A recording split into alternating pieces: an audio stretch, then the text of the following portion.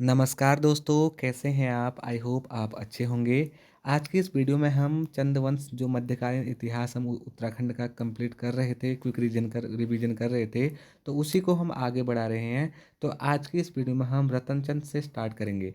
तो गाइस आइए वीडियो को स्टार्ट करते हैं।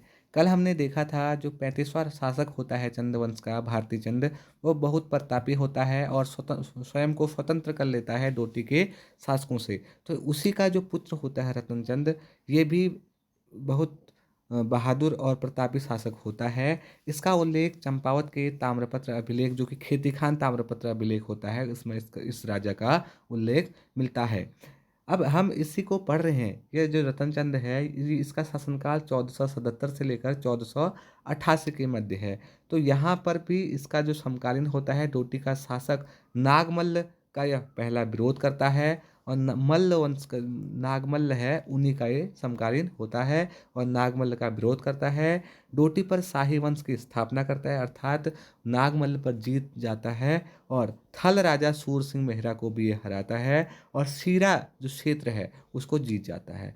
कल जो भारती चंद था, उसने केवल सोर और थल वाले क्षेत्र को जीता था, यह सीरा क्षेत्र को भी जीत जाता है। इसका एक अधिकारी या फिर सेनापति होता है जिसका नाम जिंदा केतल होता है। उत्तराखंड में मोस्ट इम्पोर्टेंट फैक्ट है गाइज, उत्तराखंड में जो कुमाऊं में सबसे पहले भूमि बंदोबस्त करी, तो इसी रतनचंद ने उत्तराखंड में भूमि बंदोबस्त की। इसके बाद का जो शासक होता है वह कीर्तिचंद होता है। उसका शासनकाल 1488 से लेकर 1503 ईस्वी तक। अब देखेगा यहाँ से थोड़ा बहुत चेंज आ जाता है शासकों में, उनकी कार्य क्षमता में। अब क्या होता है, जो कीर्तिचंद होता है इसी का समकालीन शासक जो पंवार वंश चल रहा होता है गढ़वाल में, वहाँ पर इसका समकालीन शासक अजयपाल होता है। अभी तो मैं आपको चंद्रवंश कवर करा रहा हूँ, फिर इसके बाद मैं पंवार वंश कवर कराऊंगा तो आपको अच्छे से समझ में आ जाएगा। जो कीर्ति चंद का जब शासन चलता है कुमाऊं क्षेत्र में उत्तराखंड के, तो वहीं जब गढ़वाल क्षेत्र में अजयपाल, जो कि गढ़वाल परमार वंश का 37वां शासक होता है, उसी के शासनकाल में कीर्तिचंद उसका समकालीन होता है। तो क्या होता है वहाँ पे, यह जो कीर्तिचंद होता है ये अजयपाल से युद्ध कर लेता है और पहले युद्ध में ही ये अजयपाल को हरा देता है। तो इसलिए इसको भी कहा जा सकता है कि ये भी एक प्रतापी शासक है। अर्थात अगर हम ये बात कहें तो उत्तराखंड पर कुमाऊं पर आक्रमण करने वाला वह प्रथम चंद शासक कौन था, अगर ये बात कहेंगे तो वह कीर्ति चंद था। जब ये अजयपाल पर जीता, इसने जीत हासिल करी, तो उसके बाद क्या होता है, यह जो कीर्तिचंद होता है कीर्ति नगर नामक जसपुर पर एक नया नगर स्थापित करता है, उसे कीर्ति नगर कहते हैं। कुमाऊं गढ़वाल का बॉर्डर देघाट को भी यह निर्धारित करता है। अब इसने क्या किया, अजयपाल को तो हरा दिया प्रथम पहले युद्ध में ही, तो ये क्या करेगा कि अब इसकी जो जीत गया नहीं, ये जीता है तो इसकी जो कार्य क्षमता होगी उसमें वृद्धि होगी, विजयी हो गया। तो विजय के उपलक्ष्य में क्या करता है, कुमाऊं और गढ़वाल के एक बॉर्डर देघाट वाले क्षेत्र को निर्धारित कर देता है। बद्रीदत्त पांडे के अनुसार कीर्तिचंद सबसे प्रतापी शासक माना जाता है। जो बद्रीदत्त पांडे हैं इतिहासकार, उन्होंने कीर्तिचंद को सबसे प्रतापी शासक बताया है। इसके बाद का शासक आता है कीर्तिचंद के बाद प्रतापचंद्र, उसके बारे में ज़्यादा कुछ उल्लेख है नहीं। फिर ताराचंद और फिर मणिकचंद। मणिकचंद के बारे में कुछ छोटी मोटी बातें हैं, उसको हमें पढ़ लेते हैं। मणिकचंद जो राजा था वो 1533 से लेकर 1542 ईस्वी तक उसने शासन किया। यह शेरशाह सूरी का समकालीन था। अब शेरशाह सूरी कहें या फिर हुमायूं का, ये उनका समकालीन था, क्योंकि इस समय शेरशाह सूरी भी हुमायूं के साथ क्या कर रहा था, लड़ाई हो रही थी, तो वहाँ पर भी, तो यहाँ पर ये शेरशाह सूरी का समकालीन होता है और तारिक ए दाऊदी में इस मणिकचंद का नाम उल्लेख होता है। इसके बाद आता है पूर्णचंद, जिसके बारे में ज़्यादा कुछ जानकारी हमारे पास नहीं है। फिर एक इम्पोर्टेंट शासक जो 43वें नंबर का शासक होता है भीष्मचंद, जिसका शासनकाल 1555 से लेकर 1560 ईस्वी है। अब गाइज यहाँ पे आपको डेट पर ध्यान देने की ज़रूरत है। जो 1555 से लेकर 1560 है, अगर कुमाऊं में भीष्मचंद का शासन था तो दिल्ली में कौन सा वंश चल रहा होगा अब 1555 में, मुगल वंश। मुगल वंश का कौन सा शासक होगा, अकबर। तो ये भीष्मचंद जो था यह अकबर का समकालीन था। तो क्या होता है यहाँ से देखिए, यह जो भीष्मचंद होता है, एक बात तो इसके लिए मेन यह है कि यह बुढ़ापे का राजा के नाम से जाना जाता है, क्योंकि जो इसको राजपाट मिला वो बुढ़ापे में बहुत ज़्यादा आयु में इसको राजपाट मिला, और इसने अल्मोड़ा में खगमरा किला का निर्माण करवाया। और चंद्रवंश की जो राजधानी अभी तक कहाँ चली आ रही है, जोशीमठ चल ना सॉरी चंपावत में चली आ रही है। चंद्रवंश की जो राजधानी वर्तमान में चली आ रही है चंपावत के क्षेत्र में, राजगुंगा वाले क्षेत्र में चली आ रही है, लेकिन इसने क्या किया, अल्मोड़ा में स्थानांतरित करने की सोची। इसी के काल में क्या होता है, एक महत्वपूर्ण घटना होती है, खस्या राज शुरू हो जाता है उत्तराखंड के कुमाऊं वाले क्षेत्र में। होता क्या है, पहली बात जब ये राजा बनता है, एक तो देर में राजा बनता है, तो इसके बाद उत्तराखंड के इसी कुमाऊं वाले क्षेत्र में जो अल्मोड़ा इसने खरीदा था, तो यहाँ पर क्या होता है, इससे बुटिंगा का युद्ध हो जाता है। जो खस्या राजा होता है बुटिंगा, वो इससे क्या करता है, युद्ध में परास्त कर देता है और इसकी हत्या कर देता है। तो यहाँ पर उत्तराखंड में खस्या राज कुछ टाइम के लिए शुरू हो जाता है। ठीक, तो गाइज, एक खस्या राज पहले हुआ था बीना चंद्र के काल में, एक भीष्म चंद्र के काल में। इसके बाद का जो शासक होता है चंद्रवंश का, वह बालो कल्याण चंद्र होता है, जो कि 44वें नंबर का शासक होता है। इसका शासनकाल 1560 से लेकर 1568 के मध्य बताया गया है। इसका पहला काम क्या होता है, गजबुटिंगा की हत्या कर देता है, क्योंकि गजबुटिंगा ने इसके पिता की हत्या करी थी, जो कि भीष्मचंद्र था। तो ये भीष्मचंद्र की का बदला लेता है, ये गजबुटिंगा की हत्या कर देता है। और इसने अल्मोड़ा में, गाइज यहाँ पे थोड़ा मिस्टेक होगी, अल्मोड़ा में 2 किलों का निर्माण कराया इसने, 2 किले बनाए। एक एक नीलपोखर था, दूसरा लाल मंडी का किला। जो नीलपोखर का किला है, ये पलटन बाजार अल्मोड़ा में स्थित है। जो बालो कल्याण चंद्र है, इसे कल्याण चंद्र भी बोलते हैं और बालो कल्याण चंद्र से भी जाना जाता है। इसका उल्लेख चंद के समय ताम्रपत्र कालपानी गाड़ पिथौरागढ़ से प्राप्त हुआ।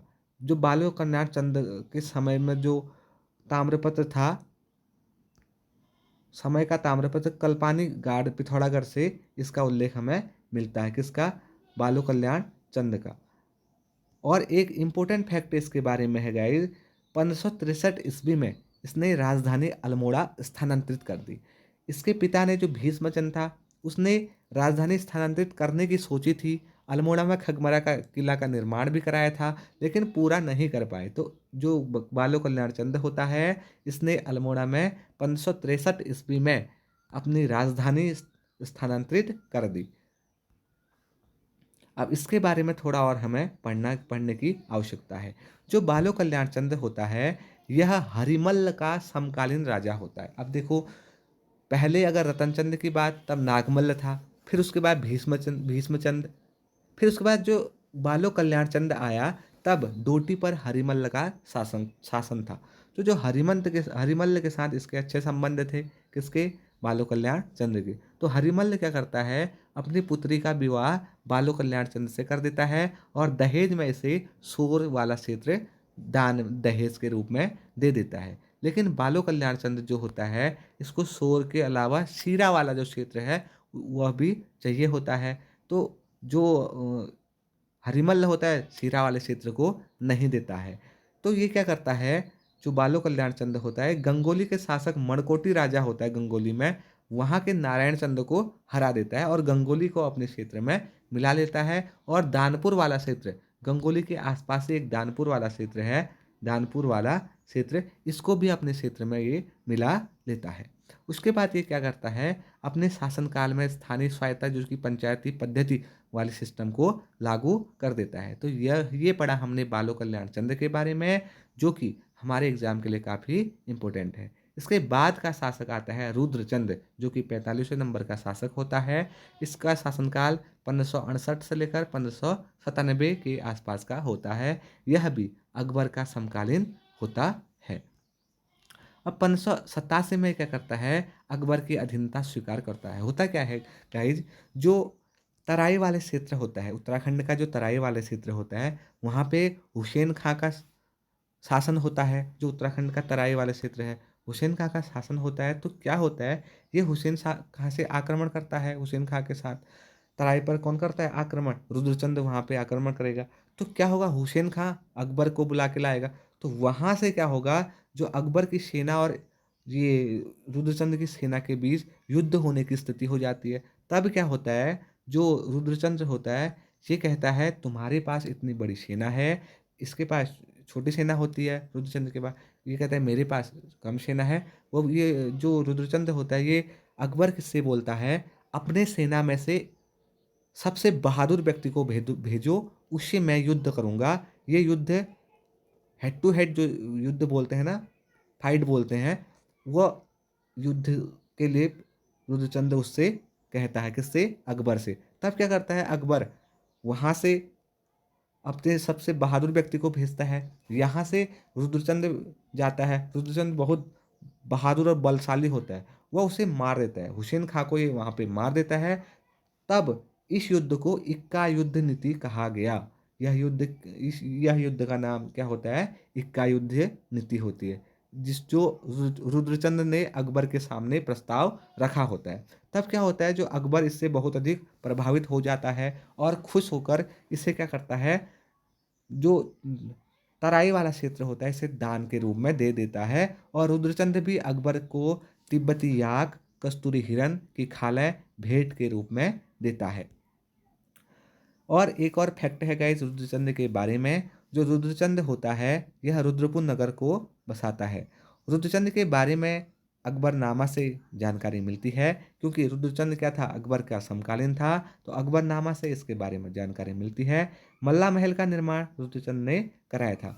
रुद्रचंद्र द्वारा किए गए कुछ महत्वपूर्ण कार्य भी हैं। इसने क्या किया था, उत्तराखंड में संस्कृत भाषा का प्रयोग कराया था और युवाओं को बनारस और कश्मीर भेजा था इसके प्रचार के लिए, संस्कृत को सीखने के लिए। वहाँ से सीखो और यहाँ पर इसका प्रचार करोगे। तो और इसने सामाजिक व्यवस्था सुधार के लिए त्रिवेणिक धर्म निर्णय पुस्तक लिखी थी। त्रिवेणिक धर्म निर्णय पुस्तक किसने लिखी? अगर पेपर में आया तो ये किसने लिखी? रुद्रचंद्र के ने लिखी थी।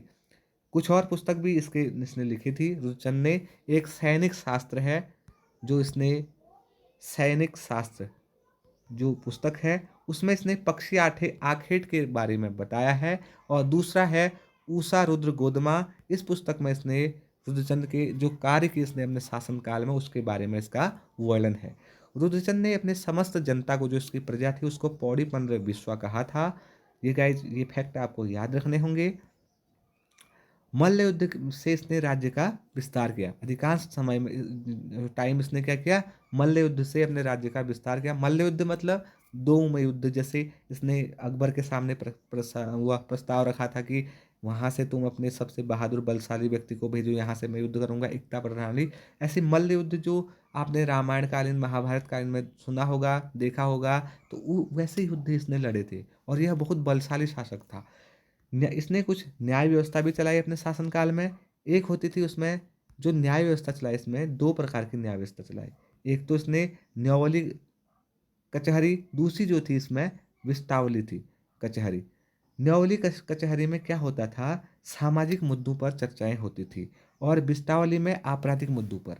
जो सामाजिक मुद्दों पर चर्चा होती थी वहाँ पे नागरिक संहिता लगती थी, और जहाँ पे आपराधिक मुद्दों पर कार्य होता था वहाँ पे दंड संहिता लगती थी। जो अब इसका रुद्रचंद्र का एक महत्वपूर्ण, जो इसका एक सेनापति था, बहुत ही अच्छा सेनापति था इसका, पुरुषोत्तम दास पंत था। पुरुषोत्तम पंत को पिथौरागढ़ में पुरुखु पंत भी कहते थे, क्योंकि वह मूल निवासी पिथौरागढ़ का ही था। कुमाऊं के इतिहास में रॉबर्ट ब्रूस जो कहा गया, ये कुमाऊं का इतिहास में इसे पुरुषोत्तम पंत को रॉबर्ट ब्रूस भी कहा गया है। अब देखो गाइस होता क्या है, जब यह रुद्रचंद्र क्या करता है, मल्लवंशी शासक हरिमल को पराजित कर। अब इसने क्या किया था, हरिमल्ल कौन था? इसका ससुर था, क्योंकि हरिमल्ल ने अपनी पुत्री की शादी किससे करी थी? रुद्रचंद्र से करी थी। लेकिन उसको उसको दहेज के रूप में सोर वाला क्षेत्र दिया था। लेकिन रुद्रचंद्र जो था इससे खुश नहीं था, वो शीरा वाले क्षेत्र को भी चाहता था। तो इसने क्या कर दिया, हरिमल से युद्ध कर दिया 1580 में। जब हरिमल से युद्ध किया तब इसका जो सेनापति था, कौन था सेनापति इसका? पुरुषोत्तम पंत। उसने इस युद्ध में बहुत बहादुरी से युद्ध लड़ा और जीत गए थे, और हरिमल्ल को इन्होंने क्या किया, हरा दिया। तब इसने पूरा शीरा वाला क्षेत्र इसका हो गया था। उसके बाद देखो गाइस क्या होता है, 1581 के आसपास गढ़वाल पर जो आक्रमण करता है रुद्रचंद्र, फिर से क्या करता है, गढ़वाल पर आक्रमण कर लेता है, क्योंकि ये एक युद्ध तो जीत गया था। गढ़वाल पर आक्रमण करता है। तब इसका जो समकालीन शासक होता है गढ़वाल में, वो होता है बलभद्र शाह। बलभद्र शाह के साथ सुकालदेव होता है, जो कि अंतिम जो कत्यूरी शासक होते हैं, छोटे छोटे जो शासक होते हैं। वैसे तो अंतिम कत्यूरी शासक कौन था, बीरमदेव या फिर ब्रह्मदेव था, लेकिन बलभद्र जो ये सुकालदेव होता है, छोटे छोटे जो उसके सामंत से लेकर सामंत और छोटे शासक होंगे कोई, तो वह सुकालदेव होता है। तब क्या होता है, 1581 के युद्ध में बलभद्र और सुकालदेव एक होते हैं, यहाँ से रुद्रचंद्र अकेला होता है। इस युद्ध में क्या होता है, जो पुरुषोत्तम पंत होता है रुद्रचंद्र का जो सेनापति होता है, वह मारा जाता है। जब पुरुषोत्तम पंत मारा जाता है तो क्या करता है,